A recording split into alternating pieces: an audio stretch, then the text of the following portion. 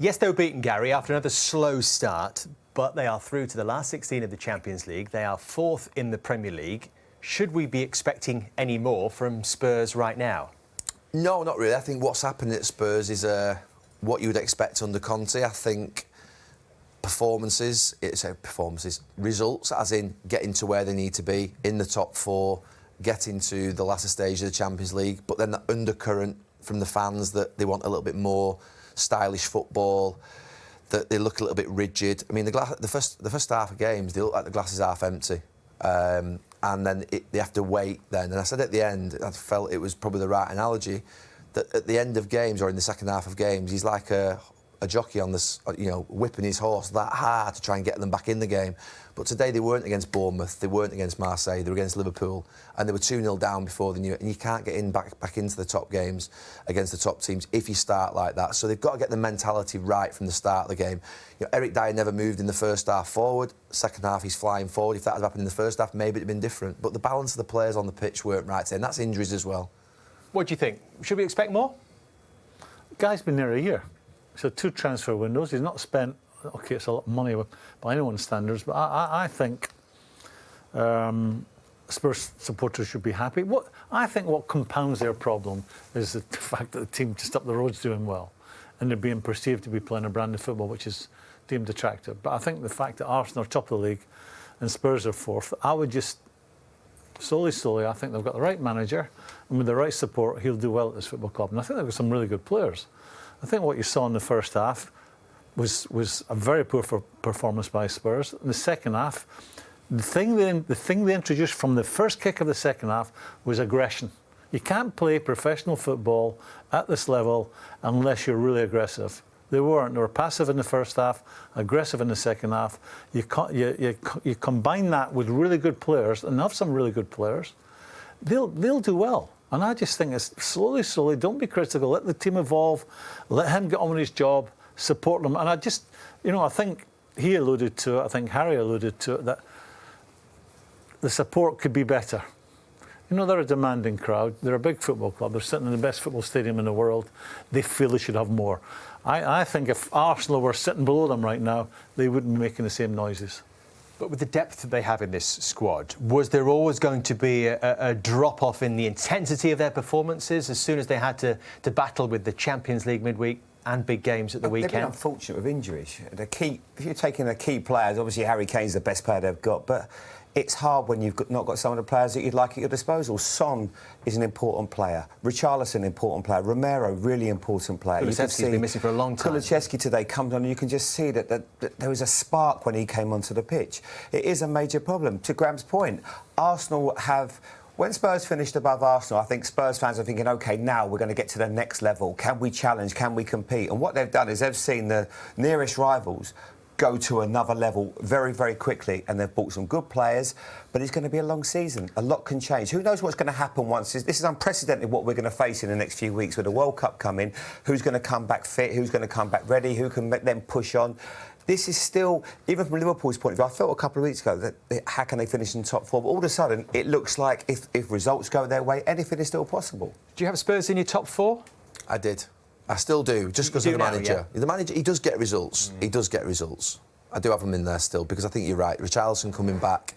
Kulusevski obviously has been out a long time, as you mentioned. They have got some of the best players missing, but there'll always be that undercurrent. I know Graeme says about the fans. They will always be that undercurrent with Conte, I think, at clubs, that the football isn't quite what you want to see, because the expectation levels have risen so high. What Klopp's done, what Pep's done, some of the brands of football we see are outstanding, and it's more rigid.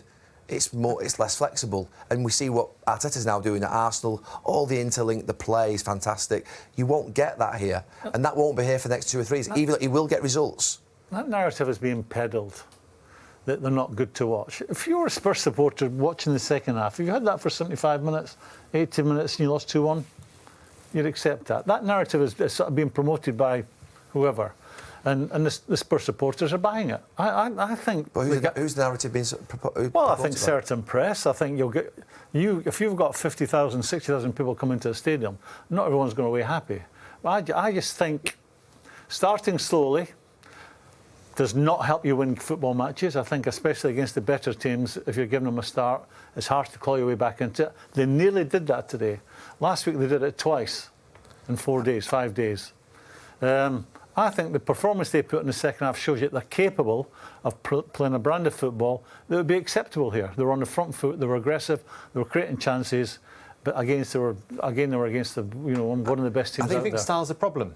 It will be a problem. I think it's harsh to say the media have created this perception that the fans are following. I think football fans are quite intelligent. They know what they're watching. Tottenham fans have seen good football there for a number of years. When? Well, under Harry, it was really good. And under Pochettino, it was really good. You go up the football's fantastic under those two managers. Ask the supporters. The older ones remember 61, 62 doing the double. No, they've seen good football since then. They've had one League Cup in 21 years here. The football cannot have been that good. No, what I mean is the style of the football under Harry Redknapp. This guy will win things for you. No, I'm not saying he won't, but I'm saying the style of football under Pochettino and under Harry's been pretty good. I think that when they do value style here at Tottenham. I do think they value style. I know a wee bit about this club. I understand how they see football. So they value style and how they want their team to play. I would be patient with this guy. He's been here a year. He's had 2 transfer windows. They got into the Champions League, did really well last year. How they got in, going right down to the wire. I'll repeat it again. I think the problem's compounded by Arsenal being top of the league right now, and the rivalry between the two clubs is enormous. But I think they're on the right road with this guy. And I think they've got a good group of players here. If they win a trophy this year, they won't care what the style's like, because they've had it for so long. The major thing that they have to do, this team, is start winning games against their nearest rivals, top teams.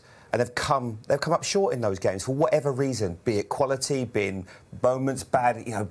What Eric Dyer does today, you can't. What can you do with that as a manager? If he doesn't make that mistake, it's totally different. You go into the game, you go into half-time at 1-0, you bring on Kulusevski.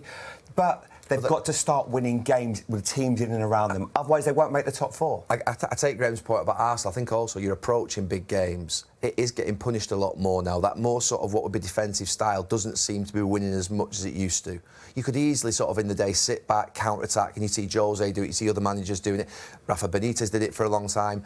The top teams now that are less proactive are getting punished. Is this why you felt Conte was not a suitable pick for Manchester United? Yeah, he's a brilliant manager. What he does is absolutely outstanding. He gets results, he wins trophies, but I just feel that because United have been through that sort of, if you like, Jose experience, there was some of the same hallmarks exist with Jose, who is also one of the greatest managers of all time. I don't think United could go through that again because that undercurrent would have developed within a year and a half, 2 years. The players, he demands a lot from the players, and it looks a lot less fun. I just don't think United could have taken that chance. I think that United had to go for Ten Hag, Pochettino, who obviously their football is different.